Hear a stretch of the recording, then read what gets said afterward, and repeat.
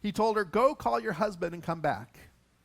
"I have no husband," she replied. And Jesus said to her, "You are right when you say you have no husband. The fact is, you have had 5 husbands, and the man you now have is not your husband.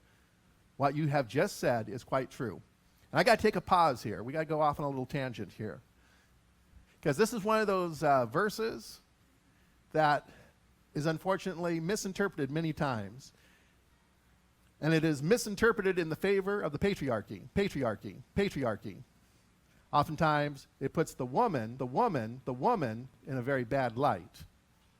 See, the way it was preached to me in chapel, my fundamentalist upbringing was, oh, this was a scandalous woman that Jesus was talking to.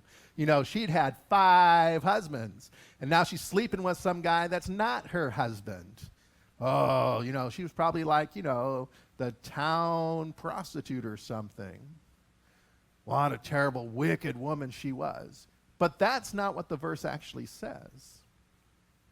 There could be any number of reasons why she had 5 husbands. One of the things you have to remember is that marriages were arranged. She didn't have a choice in this matter. Marriages were arranged by the family. And it was quite easy for any man to divorce his wife.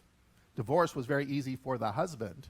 It was not easy for the wife. So this is not a case of Zsa Zsa Gabor jumping from guy to guy and divorcing on a whim.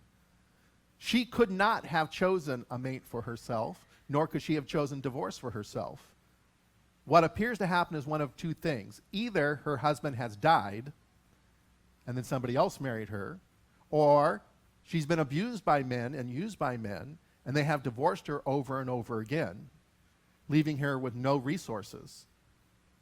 And the fact that she's living with somebody who's not her husband doesn't mean that she's sleeping with them. I don't know why we always put that in there.